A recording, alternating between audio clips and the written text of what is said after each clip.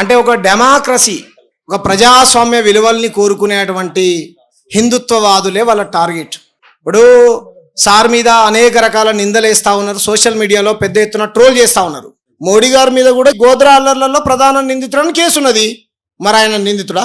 Court తీర్పు ఇచ్చిన తర్వాత సార్ కూడా 20 ఏళ్ళ కింద అయినటువంటి కేసు క్లీన్ షీట్ ఇచ్చింది. మనం క్లీన్ షీట్ని, కోర్టు తీర్పుని గౌరవించాలి కదా.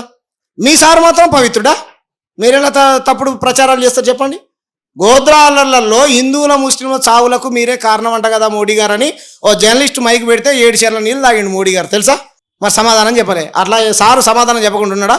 మహాత్మా గాంధీ గారి లాగా ఒక చెంప కొడితే అహింసా మార్గాన్ని అక్కడ చూపించాడు తప్ప ప్రతిదాడి చేయలే. దాడికి అసలు ఆయన మీద కోపం కూడా లేదన్నాడు. మరి ఎందుకు కేసు పెట్టాడు సార్ అంటే, ఇటువంటి దుర్మార్గులు మళ్ళీ ఎవరిపైన దాడి చేయకుండా ఉండాలంటే నేను వాడి మీద కేసు పెట్టానని చెప్పాడు. అంత గొప్ప వ్యక్తి పైన మీకు ఎలా దాడి చేయాలనిపించింది చెప్పండి? ఈ భావజాలం ఉన్న వ్యక్తులే రంగరాజన్ గారి పైన దాడి చేశారు.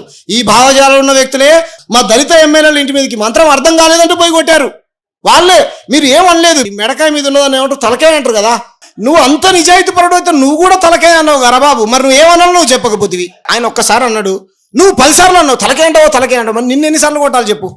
కాబట్టి ఒక రకమైన దుర్మార్గమైన భావజాలాన్ని ఎక్కించుకొని ఇలా మాట్లాడే వాళ్ళు మీకేం సంబంధం? మోడీ గారు రాముడి గారికి పాఠాలు చెప్తున్నారంట. బాల రాముడిని నరేంద్ర మోడీ గారు స్కూల్లోకి తీసుకుపోయినట్టు, కాలేజీలోకి తీసుకుపోయినట్టు ఫోటోలు ప్రచారం చేశారు. ఎంత తప్పు! శ్రీకృష్ణుడు ముందు పుట్టిండా, రాముడు ముందు పుట్టిండా, నరేంద్ర మోడీ ముందు పుట్టిండా? నరేంద్ర మోడీ గారు రాజకీయ నాయకుడు, ఆయన ఓడిపోతాడు, ప్రజలు మళ్ళీ ఓట్లు వేసినానుకో గెలుస్తాడు, ఓడిపోతాడు. భగవంతుడు అందరు వాడు కదా. అదే అడిగారు రమణమూర్తి గారు. తప్పేంటి? లక్నోలో ఒక బీజేపీ నాయకుడి ప్రచార రథం ముందు హనుమంతుని ఆడిస్తున్నారు సార్, తప్పు అని చెప్పాడు. తప్ప? హనుమంతుడు ఎక్కడ పుట్టాడు? బెంగళూరులో పుట్టాడని చెప్పాడు మోడీ గారు. అప్పుడు వచ్చి బెంగళూరులో పుట్టాడని చెప్తే మోడీ గారు మిమ్మల్ని ఓడిచ్చాడు. హనుమంతుడు బెంగళూరులో కాంగ్రెస్ పార్టీని అధికారంలో తీసి మిమ్మల్ని కూర్చోబెట్టలే. అసలు అయోధ్యలోనే మీరు అధికారంలో లేరు, మిమ్మల్ని అయోధ్యలోనే శ్రీరామచంద్రుడు ఓడిచ్చాడు. దేవుడికి తెలుసు నిజమైనటువంటి భక్తులు ఉన్న దగ్గర బీజేపీ గెలవదు చూడండి. అందుకే తమిళనాడులో గుళ్ళు గోపురాలు ఎక్కువనే ఆడ గెలవరు, కేరళలో, కర్ణాటకలో, తెలంగాణలో గెలవరు. వాళ్ళు అంధభక్తులు ఉన్న దగ్గరే గెలుస్తారు. కాబట్టి శ్రీరామచంద్రుడు ప్రజాస్వామ్య వాదులు ఉన్నటువంటి ప్రజల వైపు ఉన్నాడు, ఇటువంటి మతోన్మాదుల వైపు లేరు. 200 కోట్ల రూపాయలు దొంగతనం చేసి పెంట కుప్పలలో దాచుకుంటారు, బాత్రూంలలో దాచుకుంటారు. పవిత్రమైనటువంటి దేవుడు గుళ్ళో భక్తులు వేసాడు డబ్బులు మింగుకుంటూ మీరు హిందువులు అనబడతారా? ఎట్లా అనబడతారు చెప్పండి? మీరు ఏ లెక్కెమ్మటి అనబడతారు? కాబట్టి ఇది ప్రజాస్వామ్యం మీద దాడి. ఇది మాట్లాడేటువంటి వ్యక్తుల నోర్లు నొక్కేయడం కోసం దాడులు చేస్తా ఉన్నారు సార్. ఈ దాడుల్ని మనం తీవ్రంగా ఖండించాలి. అడిక్కడోడు కాదు సార్, రాయలసీమ నుంచి బతుకు తెరువు కోసం వచ్చిండు. మా తెలంగాణలో పంచాయతీ పెట్టేటోళ్ళు మొత్తం ఇటు మంది 8 మంది ఆడోళ్ళు ఉంటారు, ఇటు మంది 8 మంది మొగోళ్ళు. ఆ కుంఫు కరాటే వీళ్ళంతా ఆడోళ్ళు, వీళ్ళు ఇక్కడ కానే కదా. వాళ్ళు వీళ్ళు తీయండి వాళ్ళ ఆధార్ కార్డులు.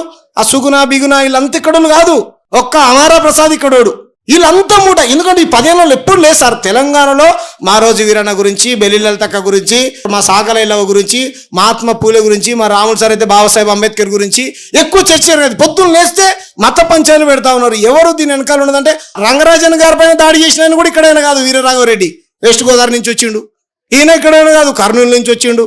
మన పంచాయతీ పెట్టిన వాళ్ళంతా ఇక్కడ కాదు, పక్క ప్రాంతం వ్యక్తులు వచ్చి ఇక్కడ ఉన్నటువంటి ప్రజాస్వామ్య వాదులపైన, మేధావులపైన దాడి చేస్తున్నారంటే ఇది ఒకరి భుజాల మీద తుపాకీ పెట్టి మన నేలను కాలుస్తూ ఉన్నారు. తెలంగాణ ప్రజలు కూడా చాలా జాగ్రత్తగా ఉండాల్సినటువంటి అవసరం ఉన్నది.